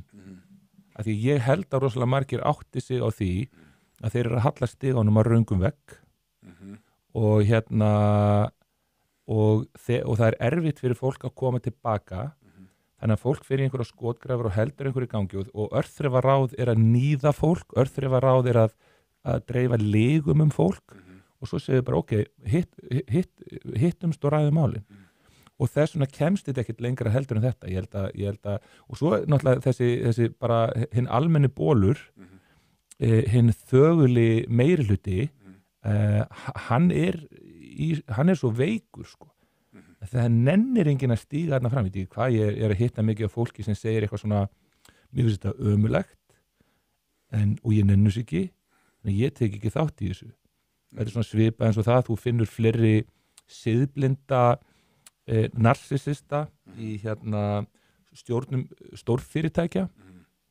og þú finnur alls konar spillingu inn í til dæmis inn í pólitíkinni og akkur er það það er því að sviðið er fyrst og fremst skilið eftir af fólki með góða samvisku en engan dug það er vandamálið hérna. Það var einmitt það sem hún gagnrýnandinn vildi nota þetta sko, hún birti myndbandi af þér og skrifaði sko vondir hlutir gerast þegar að gott fólk gerir ekkert, var ekki hún þessi Anna Lára eða eitthvað sem skrifaði það það væri enginn að stoppa þig sko, að gott fólk horfði bara undan þegar þú værir að beita stelpunnar ofbeldi, þú veist, þannig að það alveg búið að snúa þessu á haus. En sko hvað, Þetta allt omvendt, þetta svo skrítið, þú veist. En hvað núna, hvernig staðan? Er krafa, einhver viðbröð við þessum árásum á þig sko á þá leið að það sé einhver pressa á að þér sé sparkað eða hvað að gerast núna á Já, núna var ég boðaður á fund samskiptafulltrúa. Frá í? Já, nei, samskiptafulltrúa ISI, því að nú ætlar ISI að blanda sér inn í þetta. Íþróttasamband Íslands. Já, sem alveg galið sko og ég ætla eiginlega bara að fara fram á það að Lárus Blöndal, forseti ISI, segir hreinlega af sér. Já. Af hverju? Vegna þess að, sko, mér finnst þetta svo gróft einelti, sko, og máli bara þetta snýst ekkert um mig. Þú veist, ég á, eins og ég segi, ég á 2 mánuði eftir að minni baráttu og þá ég að fara að hugsa, skipuleggja bara mín plön upp og nýtt. En þegar þú kemur fram aftur og aftur, þetta ekki fyrsta skipti sem hann gerir þetta, þá kemur hann fram í einhverju pólitík, heldur hann sé einhvern veginn réttu með yfir línuna, kynni sér ekki neitt. Sko, þegar Hækkum Rána kom út, sem að hálfu leyti finnsk mynd, það var mjög áhugavert að sjá til dæmis hvernig Hækkum Rána lendi í Finnlandi. Þegar þeir höfðu enga forsögu, þar voru einhver aðilar búnir að einhvern veginn að investa í einhverju hatri eða einhverju stríði við mig og þar til dæmis, sko, þetta gerist allt í COVID-inu, þar var bara haldinn panill í sjónvarpi með landsinseinvaldi Finnlands, Mr. Detman og hann í raun og að tala um hvað þetta sé, þetta leiðin. Svona þarf að gera þetta og þá hafði verið einhverja gagnrýnisraddir á formann Körfuboltasamband Finnlands og Finnar eru notabene, Finnar eru einn framsagnasta menntaþjóð í heimi og eru bestir í körfu á Norðurlöndunum. Svo okkur boðið á frumsýningu í Finnlandi. Það var reyndar ógeðslega fyndið að pródúsanti þar, ég vissi ekki ég hugsaði þegar myndin var búin og við erum inn í bíósal, þá hugsaði bara, vá, Finnarnir er ekki alveg að fíla þetta. Svo kemur bara pródúsantur og segir, ég bara aldrei sé Finna sína jafn mikla tilfinningar. En þú skynjar ekki? Nei, þetta var bara mjög áhugavert, sko. Finnar sína tilfinningar sína á skrítin hátt. Já, sína á skrítin hátt, sko. En það var bara, okkur bara tekið eins og bara rockstjörnum. Og svo voru allir að spyrja bara, hvað er í gangi á Íslandi? Og ég var alltaf að reyna að útskýra fyrir þeim að það væri ákveðin elita sem bara stæði einhver ógn af því sem við værum að gera og ég get einhvern veginn ekkit útskýrt þetta heldur en það að það er verið að keyra á einhverju svona eitraðri, jákvæðri sálfræði, það er verið að keyra á einhvers konar einhverju fórnarlambs endalausri væðingu, það er endalaust verið að fletja út stefnu, þú veist með eitthvað sem þetta ég vil meina bara það að íþróttahreyfingin í Íslandi er bara minnst kreatífa fyrirbæri sem ég bara finn. Við erum að tala um íþróttir, það má enginn vera öðruvísi, það má ekkert gera þetta. En segðu mér hans af hverju, þú sagðir á hann að þú vildir helst bara að formaður ISI segja af sér. Já, vegna þess að þetta er svo slopp í vinnubrögð á sama tíma og hann og hans stjórn stendur í massífu einelti gagnvart einhverjum röddum sem eru til dæmis búin að vera að berjast fyrir og það er annars ég verið að fá að taka á eftir. Það er þessi 3 milestone sem við ákveðum að taka á þessum 10 árum. Ekki gleyma því. Að við vorum til dæmis í hörku MeToo málum sem að snéru að til dæmis Körfuboltasambandinu sem að Lárus og félagar litu gegnum fingur sér með. Það var bara allt í lagi. Voru ásakanir innan körfuboltahreyfingarinnar einhver svona... Já, þetta var meira þessar hlutir sem voru tæklaðir en það var verið að ýta þessu undir teppið. Og sama tíma þá mætir hann á þing þar sem ég var, kissir og knúsar Hannes, fer svo upp í pontu og singular mig út í ræðunni og talar um það að það þurfa að stoppa okkur 3. mars 2022 þá byrði ég fund til þess að hreinsa loftið. Hitti mannin í persónu og hann viðurkenni fyrir mér að hafa ekki kynnt sér málin almennilega og hafa verið að lepja upp eftir Víði Halldórsinni og Hafrúnu Kristjánsdóttur sem eru miklir hatursmenn okkar fyrir þar aðstæður einar að þetta fólk sem hoppar upp á vagninu og sér til dæmis Hafrúnu gera þetta alltaf þegar kemur einhverjum svona hlutir í degluna. Víðir hefur ekki gert mikið að þessu upp á síðkastið að þá eru þau að reyna að vera svona körren og það er meira þess að haft eftir Víði það sem hann segir já, ef ég þyrfti að kynna mér öll mál, þetta er félagsfræði prófessor, ef ég þyrfti að kynna mér öll mál til hlítar, þá gæti ég aldrei tjáð mig á samfélagsmiðlum.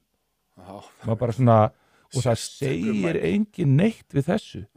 Og svo kemur Hafrún Kristjánsdóttir í eitthvað podcast og segir að stelpurnar mínar séu útsettar fyrir því að verða fyrir ofbeldi í hjónabandi. Íþróttasálfræðingurinn, Hafrún Kristjánsdóttir segir það. Já. En þetta er svo og aldrei og allan tíman er ég búin að vera að kalla eftir málþingi einhverjum umræðum ég og þau að setja saman og ræða málin, bjóðið mér upp í HR. Nei, þetta er fasismi sem betur fyrir þetta fólk ekki með meiri völd. En þau vantanlega hafa ákveðið í sínu bara hafa sannfært sjálfsig það að þú værir bara brjálaða maður og það dugi ekkert að halda eitthvað málþing með þér eða taka eitthvað samtal við þig þegar þú ert bara brjálaða maður. Og það eru engin reynd á það. Nei, það er svolítið sérstakt. Mjög sérstakt og þetta er líðskrum, þetta er á óbærslega lágu leveli og það sem er svo slæmt við þetta er það, ég á ekkert gott skilið. Það má alveg gaggrina mig. Ég á ekkert gott skilið, ég á ekkert vont skilið, ég á ekkert gott skilið. Ég er ekki að mæta það nút og segja bara já, ég á að fá þetta og ég á að fá hitt og hlustið á mig og svo framvegis. Ég er í forsvari fyrir stelpurnar mínar. Og það er það sem gleymist alltaf. Þannig að alltaf þegar verið að saka mig að vera ofbeldismaður, þá er þetta að vanvirða þau.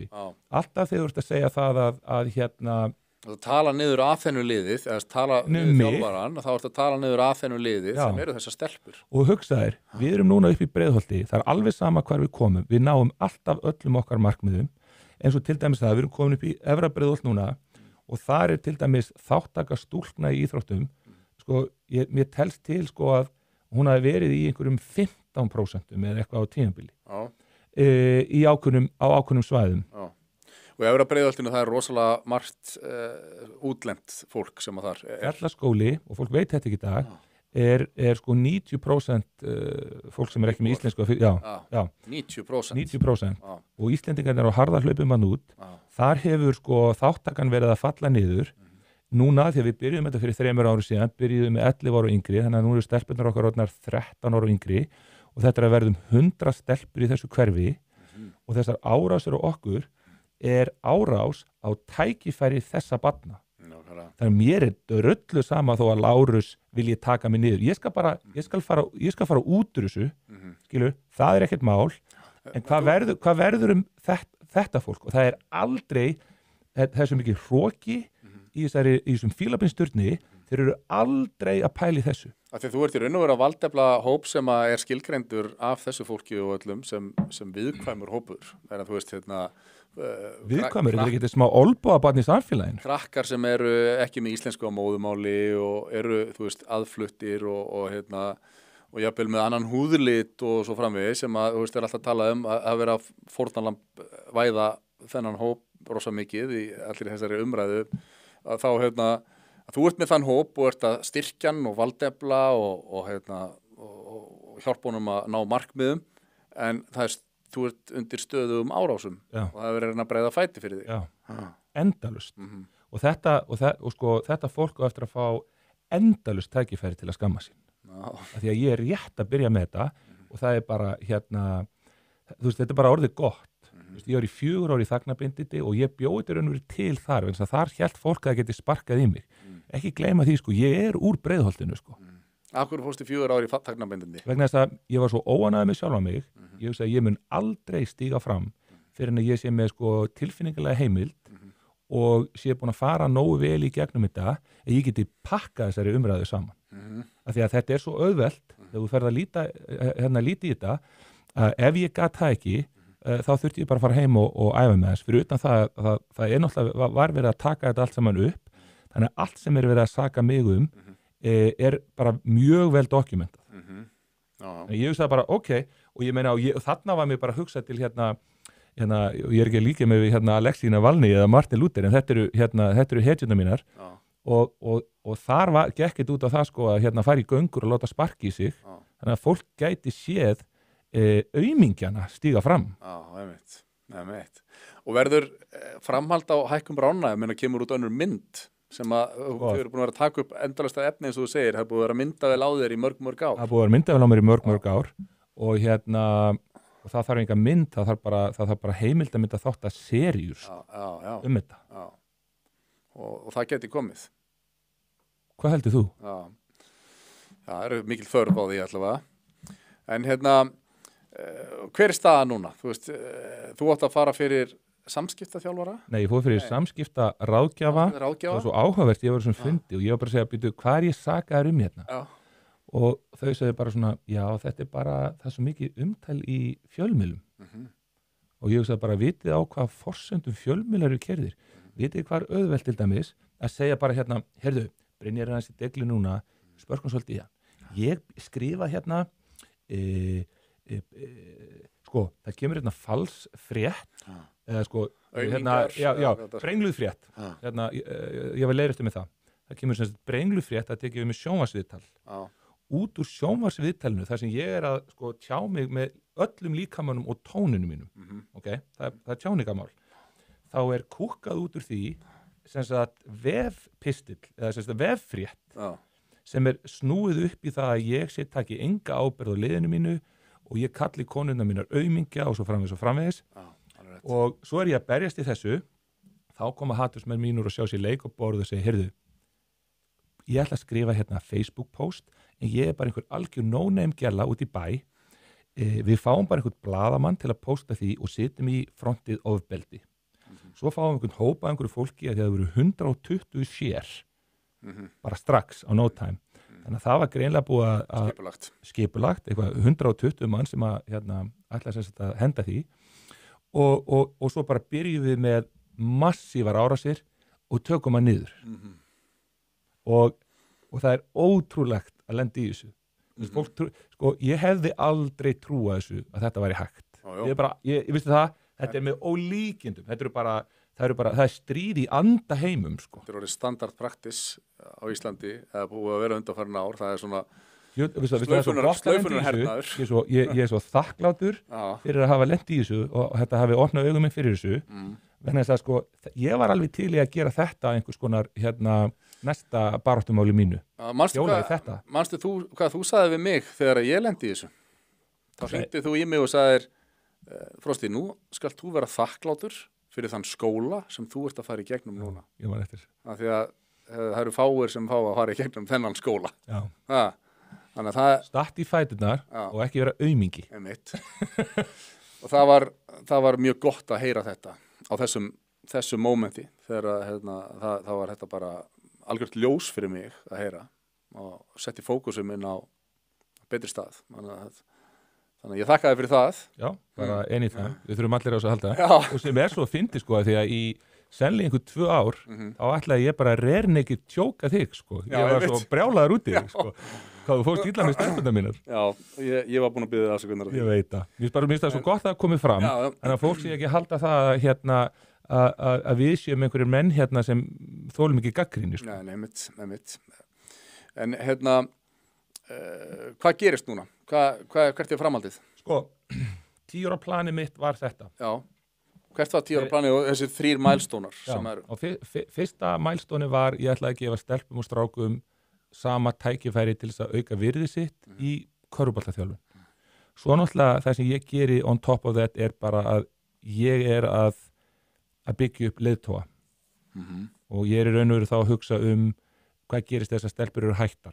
Það er kannski 4. milestónin, en fólk má ekki gleyma því sko að dóttir mín er í þessu og mér ekkert kærar heldur en það að hún komi út úr þessu sem sterkur einstaklingur þegar ég búin að sjá haug af stelpum koma út úr körfuboltanum sem brotnir einstaklingar bara fyrir það eitt að hafa tekið þátt í þessu shitshowi. Okay. Númer 2, þá ætlaði ég að hjóla í þessi kynferðismál og þessi perramál og ég ætlaði raun og veru sko að því að það voru eiginlega engar stelpur inn í körfuboltarhefingunni sem voru tilbúnar að taka á þessu, þannig ég beið í nokkur ár og ég vildi taka þetta þegar stelpunar mínar væri að komast á gelgjuna sem við gerðum í kringum 2021.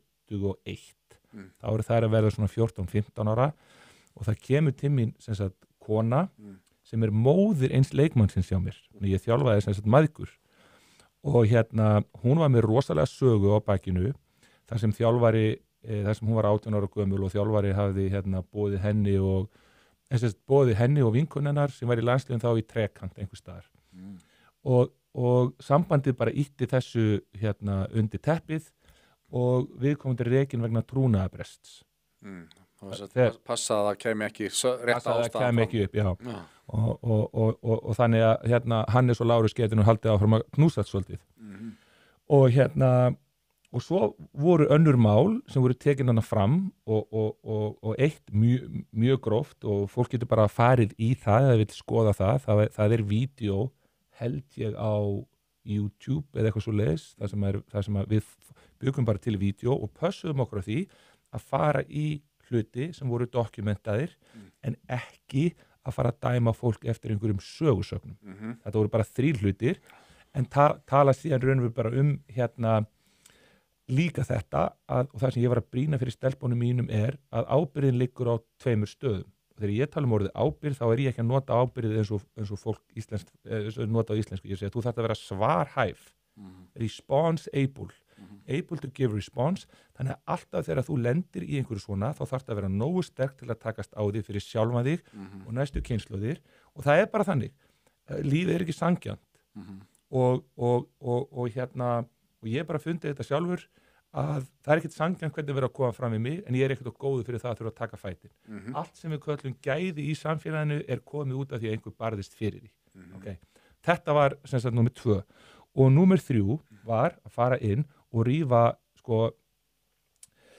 nýjan bakenda á þennan kúltúr og það það sem ég að byrja nákvæmlega núna og ætla að fara að kalla þetta út og bara go out with a bang.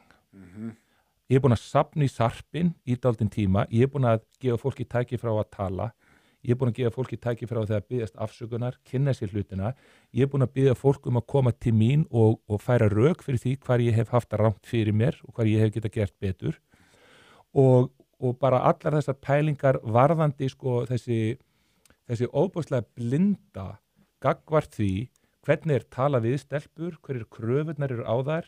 Ég byrjaði náttúrulega að gera kröfur á þáttastjórnendur körfuboltakvölds með það að fara nú að gagnrýna stelpunar almennilega. Það aldrei neitt gaggríndur.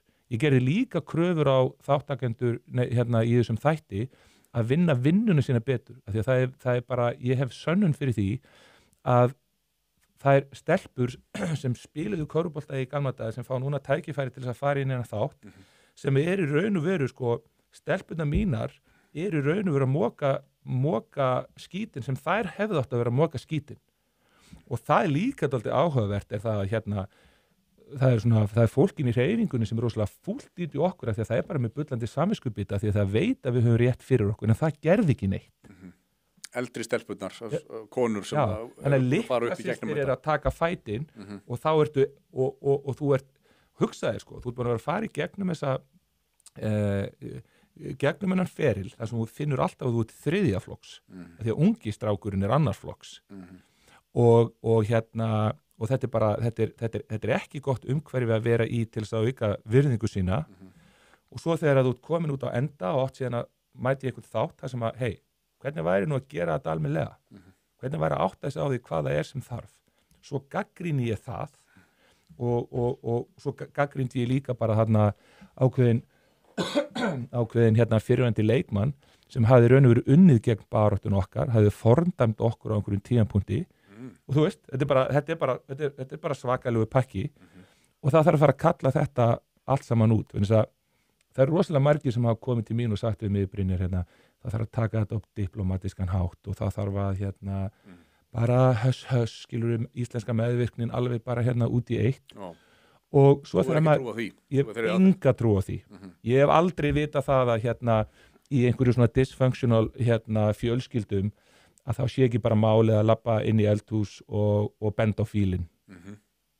Ég meina það vita allir sem koma úr hérna addiction hérna pælingum. En hvernig ætlarðu að hérna tala? Já, hvernig ætlarðu að koma þessu fram og koma þessu frá þér og ertu að fara að gera einhverja þætti eða hvað? Ég er ekki að fara að gera neitt sko. Ég þarf ekkert að gera heldur en að labba bara út á götu og þá byrja að sparki mig sko. Já, og þú þarf bara að svara því. Já. Og ég þarf að fara að gera þetta upp og svo er náttúrulega bara málið þetta að ég vil að hérna að stelpurnar mínar hækkum rána stelpurnar mínar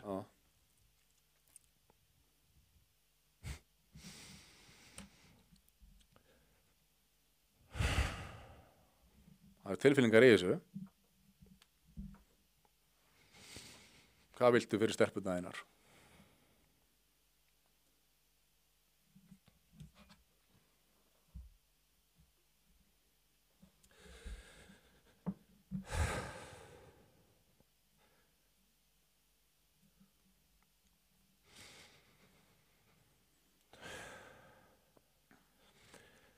Ég hef aldrei verið jafn stoltur af neinu liði sem ég hef þjálfað og þetta er allt fyrir þær. Nákvæmlega. Og þú ert að gera fucking vel, myndi ég að segja. Það er bara þannig. Til mikill að fyrirmyndar. En þú ert ekki að fá mikið að klappa á bakið. Fullt. Já. Ég hef fullt klappa á bakið fyrir þetta. Já. Stelpurnar sem eru í liðinu eru væntanlega þínir stærstu stuðningsmenn. Já, svo bara er þetta bara máli sko. Þær voru svo sviknar. Ég hef aldrei síðan aðeins. Sviknar þegar þessi umræða fer af stað. Hérna í droppinu. Já, einmitt. Það er rosalegt. Já. Þær voru að gera eitthvað stórt. Þær eru að verða 18 ára núna. Já. Og baráttan er þeirra. Já. Þegar þær droppuðu gullmedaljónum, þá voru þær að gera eitthvað stórt og stórt statement og svona. Já. Og fengu bara skít. Fengu ekkert nema skít. Þetta kristallaðist fyrir mér sko. Þetta er bara Þetta er rosalegt stríð sem þú ert að taka. Já, þetta verður í lagi núna. Ég hef bara líka átt erfitt með að tjá mig þetta vegna þess að hérna, þær eru búin að vera ungar sko. Þær eru allar á 18 ári. Yngstu stelpurnar eru allar núna á 18 ári og nú þurfa þær bara að vera svarhafa fyrir sig og nú mega öll kurl hérna koma til gráðar. Já, bara allt á yfirborði. Kúkurinn þarf að koma hérna og það þarf að gera þetta upp og ég þarf að losa mig við þetta. Ég þarf að gera þetta upp. Það er vörutalning. Og hvað, hérna, ertu þá að fara að hætta með liðið það? Nei, en frumkvæði þarf að fara að verða þeirra. Já. Ég get ekki verið að, þetta er búið að vera mínu frumkvæði. Skilur mig. Og það er bara vegna þess, og það er það sem mér hefur fundið svo ótrúlegt í þessu. Það er bara, ég meina, bara svona lítið dæmi. Hérna, Fjölnir leggur niður meistaraflokk kvenna með liði úrvalsdeild núna í byrjun vetrarins. Hvernig getur þú haldið stelpunum í Fjölni? Skilur mig? Fattar hvað er að fara? Stjarnan leggur niður meistaraflokk kvenna á sama tíma og stelpunum mínur að droppa. Hvernig geta foreldrarnir bakka það upp og ekki ætla að berjast fyrir dætur sínar? Fóru þær þá ekkert annað? Voru þær bara í lækkaðari deild? Já, og þetta er málið. Fólki er drullu sama þetta á meðan þú ert með einhvern svona skyndi ávinning af þessu. En fólk verður að átta sig á því að óréttlæti á einum stað er ógnun við réttlæti á öllum öðrum stöðum. Og þú verður að átta á því fyrir hverju þeir eru treyst. Þú veist, mér er treyst fyrir stelpunum mínum, mér er treyst fyrir stelpunum í körfubolta því ég er körfuboltaþjálfari. Mér er treyst fyrir dóttur minni og það er ekki snowball's chance in fucking hell að fólk komi illa fram við dóttur mína og stelpurnar mínar er að þær sko framkvæma gjörning sem mun fara á spjöld sögunar. Það er ekki séns. Nei. Já, ég var að vonast til að þú myndi vera allavega í þessu í þó nokkuð mörg árið upp og til að dóttir mín er bara að vera 2 ára. Já, en það þurfa að taka baráttuna, skilur við.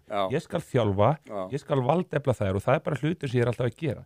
Ég er alltaf að taka eitthvað fólk, þú veist, ég er með fyrirtæki, það sem ég er í raun og veru að hvetja til dæmis, sko, leiðtoga, þú veist, alla þá sem eru með til dæmis fyrirlega bandið, ég er að fá mikið af fólki sem ég tel vera með góða samvisku, ég er að reyna að hvetja fólk áfram til þess að fara inn í þennan fóra pitt, skilur við, og fara, þú veist, ekki vera hrættur að vera skítugur, sko.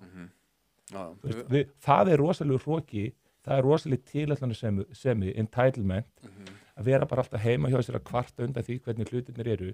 Málið er bara, sko, ég veit ekki pólitík, ég veit ekki neitt, þetta er bara sem er treyst fyrir og ég þarf að gera það rosalega vel og ég þarf að vera 100% samkvæmur sjálfur mér og berjast fyrir því sem er rétt. Það bara vill þannig til að það sem ég hef gert hefur lent á einhverju skurðlínu sem virðist vera bara einhvern svona einhver bardagalína í samfélaginu sem fer langt út fyrir körfubolta. Já, algjörlega. Og mér finnst eins og þetta sem þú ert að tala um, en eins og þú segir, þetta er bara, fyrir samfélagið allt er svo óbúslega mikilvægt að við séum að efla fleiri einstaklinga til þess að vera sterkir einstaklingar, en ekki alltaf að elta hópa eða lúffa fyrir hópum, heldur það þurfa einstaklingar þurfa að stíga upp. Já. Og bara á næstu dögum, þá, sko, það sem gerðist, til dæmis, eftir að ráin kom út, það voru ekki margir, en það voru nokkrir. Þú komst baðst afsökunar, Kjartan Atli, sá mæti maður, toppdrengur, hann kom aðna og bara heilt podcast og þetta er alltaf, skilu, þetta er ekkert mál, það er enginn að fara að vera fúll, en að vera í þessum skotgröfum, vera í þessum pælingum, sjá þetta allir, það sjá þetta allir. Bara fólk verið mennað meiru, stíga fram og biðja þessar stelpur afsökunar. Hvernig komum fram með þér. Og upp með styttuna. Já, styttan niður í Laugardal. Já. Herru, þetta eru bara frábær lokaorð, Brynjar Karl. Ég hrósa þér fyrir framgönguna hingað til og hlakka til að fylgjast með þér áfram. Takk fyrir að bjóða mér. Þakka þér kærlega fyrir spjallið og gangi þér allt hið besta.